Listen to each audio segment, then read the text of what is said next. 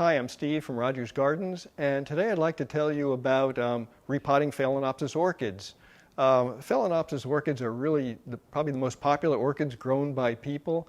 See, when I was starting out in orchids about 50 years ago, it was really hard to find Phalaenopsis orchids. They're really a specialty item. They're sort of a luxury item, and you had to go to a specialist to get the plants. But nowadays, you see them almost everywhere. They become such a popular almost a pot plant. Oh, they are a pot plant, but you can find them at places like Home Depot and your supermarket, just about anywhere. Rogers Gardens here has a wonderful selection of them. They have some really nice ones too. So they're really readily available now, and they're probably the most grown orchid there is in the country and even the world right now. Most of them are native to Southeast Asia, the Philippines, Thailand, other parts of Southeast Asia. And normally they do grow on, actually they're epiphyte. They're called epiphytes, meaning they grow on top of another plant. So they naturally grow on the branches of trees, and the roots spread out along the bark of the trees. So they actually grow differently than most other house plants. And that's the key to understanding on how to keep them growing. And repotting is an important part of that. So if you're to buy a Phalaenopsis orchid, most of the time you get them in these plastic pots. You can see actually the pot is very small compared to the size of the plant. Even some of these other ones here. Let me just get one of these out. And it's a pretty large plant and a pretty small pot, but it's happy. And if you look closely at these pots, the nice thing about these clear plastic pots is that you can see the roots actually spiraling around here. Most of them are inside here.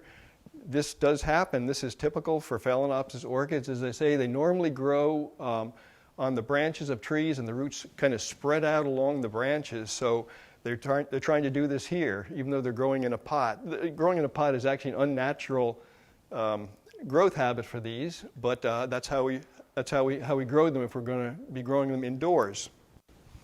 So let me put this back here. And anyone who grows them in their windowsill, it's a nice thing about Phalaenopsis that they grow very well inside our houses. Windowsills, they like about the same temperatures that we do. So they'll grow, about 70 degrees, 70 to 80 degrees is where they really like to grow for the most part. And that's typically where we keep our houses, usually the upper 60s, 70s during the winter months. During the summer, it may be warmer, which is just fine for them. But if you're growing these on your windowsill, I grew quite a few of them on my kitchen windowsill. I've got a large greenhouse where I also grow a lot of them. I probably have a couple of hundred Phalaenopsis. But they also grow well above my kitchen sink, a nice east-facing window. They do like subdued light. Another reason they do well in the house. So an east window where they get maybe a few hours of morning sun is perfect, or just bright indirect light. But after a while, you'll notice they start growing up. And this is a prime example. They're growing up and out of the pot. The main stem is way above the pot here, and the roots are growing out. It still has some roots inside the pot, but this is a prime candidate for being repotted. In fact, it probably should have been repotted, maybe even a year ago. But I can illustrate with this how to repot a Phalaenopsis orchid. Most of the time when you buy them, they're going to be, just about all the Phalaenopsis grown today that you buy are going to be grown in this long fibered sphagnum moss. Now, there's a difference. Some people think, sphagnum moss is sphagnum peat moss.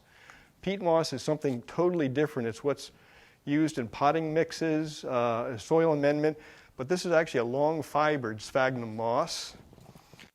And I've got some right here. It's open. It's long fibered. This is actually New Zealand moss. It's specifically harvested for growing orchids, and now they're also doing it from South America. Chile is becoming a good source for this. It holds lots of water, which is an advantage and a disadvantage at the same time. But this is what's used, and this is actually what I grow most of my Phalaenopsis in, and I'll get into this in a little while and how to do it. The other way is it's called orchid bark. And this is a bark. This is what used to be used all the time for growing Phalaenopsis. This happens to be a brand called Orchiata. It's actually, again, from New Zealand. It's from the radiata pine. It's a specific kind of pine tree. A lot of the bark that we get in the U.S. is from the Pacific Northwest. It's Douglas fir bark, which looks very similar to this. It has about the same properties, but that is a lot more common for the average person. You can buy it in most garden centers. In fact, even at Rogers and other garden centers, they usually have, they're different brands, but it specifically says orchid bark on it. There are different grades. There's a seedling bark, it's called seedling, and that's actually too small for most of our mature Phalaenopsis. That's, growing, if you have little seedling plants, you're just starting out, that's what most growers use. But for what the average person does for the mature blooming Phalaenopsis, we actually use this medium grade. It's called medium grade bark, which is what this is. I've stopped using this. The only problem with this is that it's open, allows good air circulation. It does retain some moisture, but the problem is it does break down. Usually within a year, and definitely 2 years, it breaks down, and that's when you run into problems. You get root rot.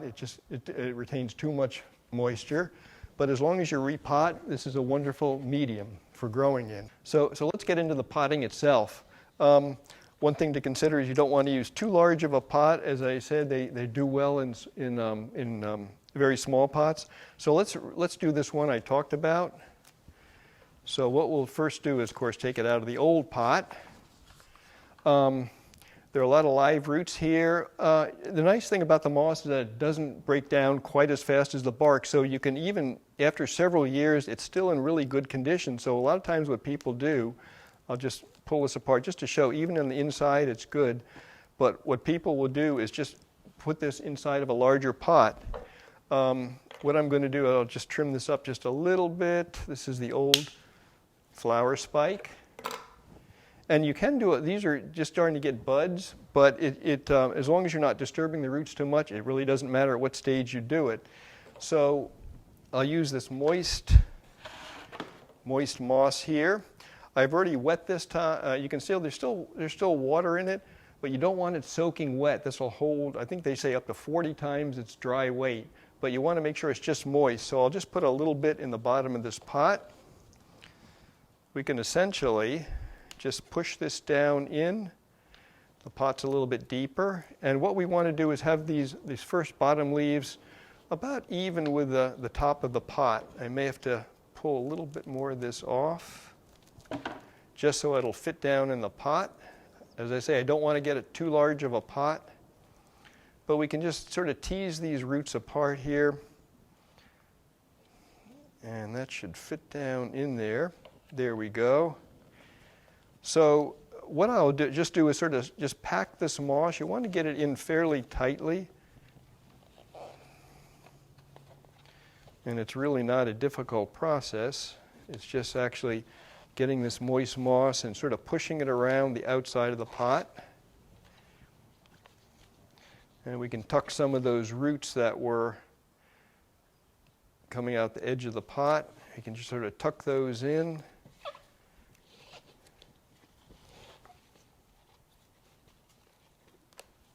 So already this looks much better. So it's really a matter of just pushing this moss down in here and make sure it's fairly tight. You don't want to completely compress it because airspace is important for the roots. But I think that's fairly firm. I don't think I have any air places.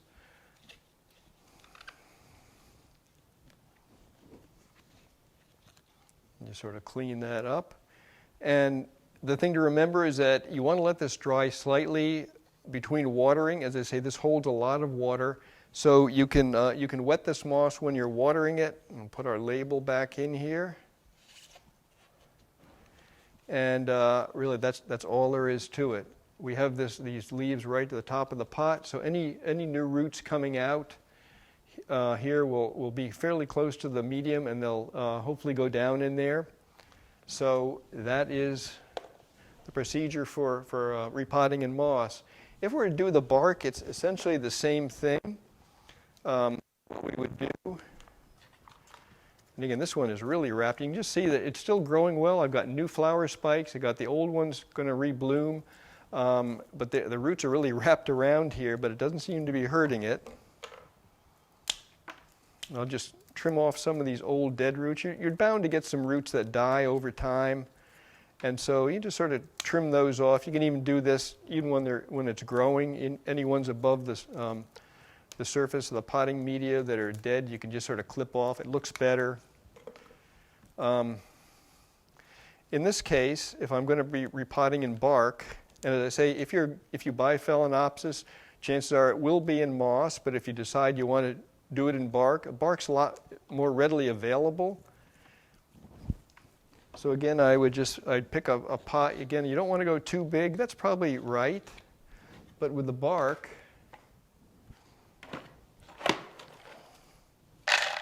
I'll just put a little bit in the bottom of the pot here. And again, the key is to get this down. So the bottommost leaf is really just above the surface of the pot. And with the bark, it's even a lot easier. It just sort of goes down in itself.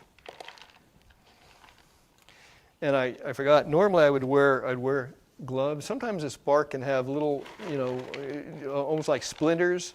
I've wet this bark ahead of time, so there's really not a lot of splinters, but you can sometimes get it. Even with the moss, if you have an open cut on your hand when you're doing this, it's not a good idea. There can be some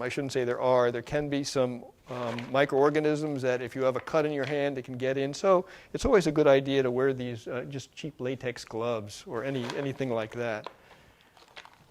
So again, with the bark, it's really not too difficult. It's just sort of firming it down, and there we go. So that's all set to go. You can just put it back on your windowsill, and that's really all there is to it. Thank you for watching. I hope I gave you some good information on how to repot your Phalaenopsis orchids. And you can follow us on Instagram and Facebook. And for more videos like this, you can subscribe to Rogers Garden's YouTube channel.